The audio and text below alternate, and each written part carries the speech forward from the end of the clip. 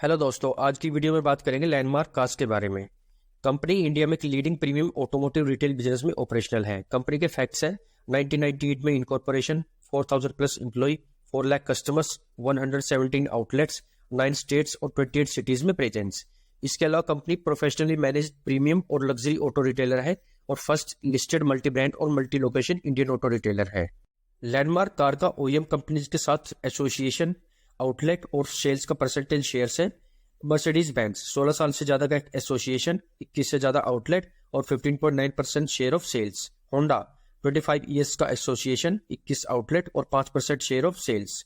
Jeep 7 years का association, 19 outlets और 23.3% share of sales. Volkswagen 16 years का एसोसिएशन, 25 आउटलेट्स और 9.9% share of sales. Renault 8 years का association, 15 outlet और 4.4 share of sales. BYD 2 years का association, 6 plus outlet और 26% share of sales. Ashok Leyland 11 years का association, 4 outlet और इसके अलावा कंपनी ने MG मोटर्स के साथ रिसेंटली एसोसिएट और कोलैबोरेट किया है, जिसके 6 आउटलेट है और अभी 4 अंडर पाइपलाइन है। लैंडमार्क कार की जर्नी की बात करें तो वो है 1998 में अहमदाबाद में होंडा की डीलरशिप के साथ इनकॉर्पोरेशन, 2009 में फोक्सवैगन और मर्सिडीज बेंज की डीलरशिप, 2012 में अशोक लेलैंड की डीलरशिप, 2014 में TPG टेक्सास पैसिफिक ग्रुप की कंपनी में इन्वेस्टमेंट, 2016 में रेनो की डीलरशिप। 2017 से 2022 तक कंपनी ने मल्टीपल डीलरशिप की एक्वायर की थी एग्जिस्टिंग OEM और कंपनी ने IPO लॉन्च किया था। 2023 में महिंद्रा एंड महिंद्रा और MG मोटर की डीलरशिप के लिए कंपनी को LOI letter of intent receive हुआ था और company pre owned vehicle sales में भी कंपनी ने एंट्री किया है इसकी। और 2024 में MG मोटर और BYD की डीलरशिप। लैंडमार्क कार की presence across automobile value chain में है, जो है न्यू व्हीकल सेल्स, जिसमें प्रीमियम और luxury passenger vehicle, electric vehicle और कमर्शियल व्हीकल शामिल है। After sale service and spare, जिसमें customer paid service, warranty work, accessories और कोलिजन एंड रिपेयर वर्क शामिल है। प्री ओन्ड पैसेंजर व्हीकल्स, जिसमें प्री ओन्ड पैसेंजर व्हीकल्स की सेल्स शामिल है। कार केयर बिजनेस, जिसमें exterior paint protection, interior treatment, paint protection film, heat lamp protect restoration और accessories शामिल है। Vehicle finance and insurance sales, company के segment vehicles का 9 मंथ का कंपैरिजन है। New vehicle sales 82% to 78%, after sale 16% to 19%, pre owned vehicle sales 1% to 2% और insurance and finance 1%। Company का pre owned car का बिजनेस मॉडल है, जिसमें existing customer को इजीली अपग्रेड और बेटर वेरिएंट का ऑप्शन मिलता है।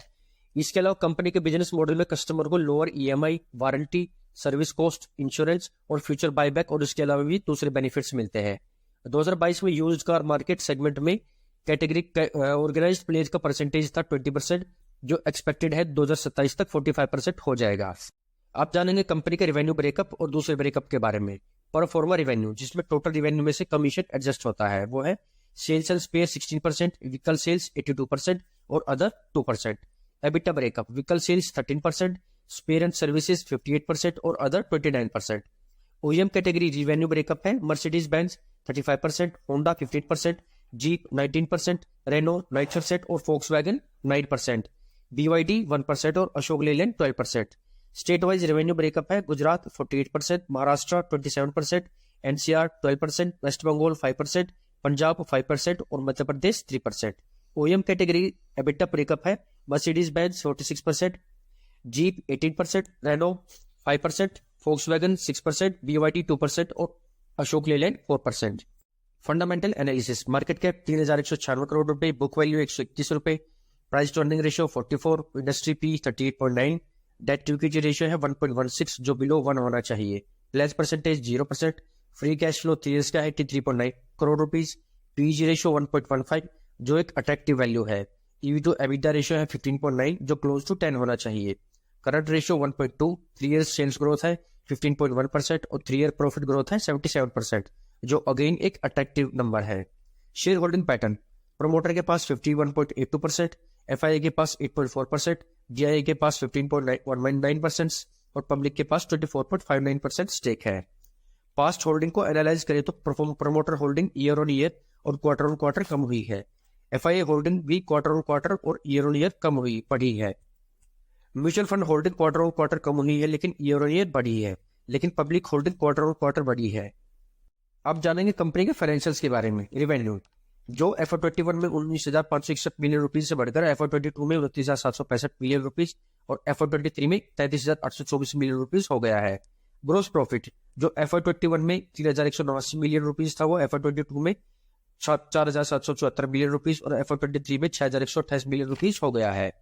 कंपनी का ग्रोस प्रॉफिट FY22 से FY23 में 18.1% से बढ़ा है, जो पहले 16% था। कंपनी का 9 मंथ प्रॉफिट भी 19.8% से बढ़ा है। एबिटा जो FY21 में 1,201 मिलियन रुपीज था वो बढ़कर FY22 में 1,813 मिलियन रुपीज और FY23 में 2,500 मिलियन रुपीज हो गया है। Company EBITDA year on year 7.4% से बढ़ा है, लेकिन कंपनी का 9 मंथ एबिटा परसेंटेज कम हुआ है। प्रॉफिट आफ्टर टैक्स जो FY21 में 530 मिलियन रुपीज था वो FY22 में 971 मिलियन रुपीज और FY23 में 1,229 मिलियन रुपीज हो गया है, जो ईयर ऑन ईयर 3.96% से बढ़ा है। Board of directors mister Sanjay Thakkar, promoter, chairman और एग्जीक्यूटिव डायरेक्टर, इनको ऑटोमोबाइल सेक्टर का 2 डिकेड्स का एक्सपीरियंस है और business leader of the year का प्रेस्टिजियस अवार्ड भी मिल चुका है। Mister Aryaman Thakkar executive director है और 2017 से कंपनी के साथ एसोसिएटेड है। मिस्टर आर्यमान फ्लोरिडा यूएस के ऑटोनेशन कॉर्पोरेशन के साथ भी जुड़े हुए हैं और लैंडमार्क में मार्केटिंग और स्ट्रेटेजी के हेड हैं। पारस सोमानी जो कंपनी के एग्जीक्यूटिव होल टाइम डायरेक्टर हैं और 2006 से कंपनी के साथ एसोसिएटेड है। इनको कोटक महिंद्रा का भी प्रायर वर्क एक्सपीरियंस है। इसके अलावा कंपनी के इंडिपेंडेंट डायरेक्टर्स हैं मिस्टर मनीष चोक्सनी, गौतम त्रिवेदी, सुचेता शाह और महेश शारदा। इन सबको अपने फील्ड का एक वाइड वर्क एक्सपीरियंस है। अपकमिंग आउटलेट्स कंपनी के 10 आउटलेट अंडर पाइपलाइन है, जिसमें MG मोटर्स, मर्सिडीज बेंज और दूसरे OEM के आउटलेट्स मुंबई और अहमदाबाद में ओपन किए जाएंगे।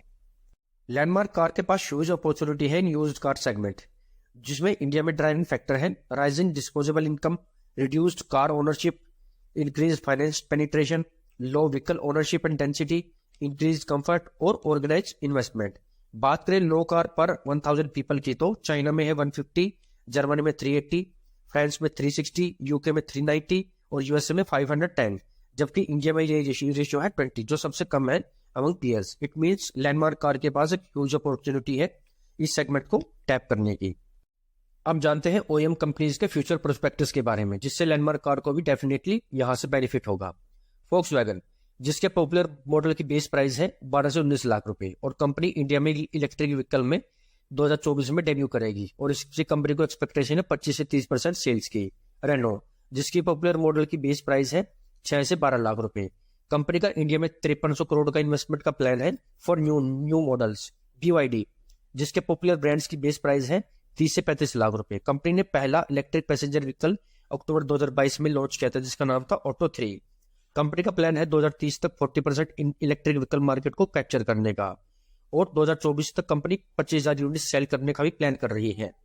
MG मोटर्स जिसके पॉपुलर मॉडल्स की प्राइस रेंज है 15 से 22 लाख रुपए। कंपनी अगले 2 से 4 साल में 4 से 5 न्यू मॉडल लॉन्च करेगी, जिसमें से 70% इलेक्ट्रिक व्हीकल होंगे। इसके अलावा कंपनी सेकंड मैन्युफैक्चरिंग प्लांट भी ओपन करेगी इंडिया में। मर्सिडीज बेंज भी 2024 तक 4 इलेक्ट्रिक व्हीकल लॉन्च करेगी with 25% electric vehicle mix. Company super luxury और प्रीमियम को भी कैटर करने पर फोकस करेगी। इसके अलावा होंडा और जीप भी अपने मॉडल्स में एक्सपेंड करेंगे। रिस्क फैक्टर अब जानते हैं कंपनी के उन फैक्टर्स के बारे में जिससे कंपनी को बिजनेस को रिस्क है। Economic risk, recession, high inflation और हाई इंटरेस्ट रेट से कंपनी के रेवेन्यू और प्रॉफिटेबिलिटी पर नेगेटिव इंपैक्ट हो सकता है। सप्लाई चेन रिस्क में डिसरप्शन या किसी प्रकार का नेचुरल डिजास्टर होने से भी कंपनी के रेवेन्यू पर नेगेटिव इंपैक्ट हो सकता है। रेगुलेटरी रिस्क, कंपनी को ऑपरेट करने के लिए एमिशन, सेफ्टी और लेबर प्रैक्टिस और रेगुलेशन से कंप्लाई करना पड़ता है। इन सब से कंप्लाई न करने पर कंपनी को पेनल्टी का सामना करना पड़ सकता है, जिससे कंपनी की रेपुटेशन डाउन जाने का भी एक रिस्क है। लिक्विडिटी रिस्क, कैश शॉर्टेज होने से कंपनी की ऑपरेशन पर हैवी इंपैक्ट हो सकता है।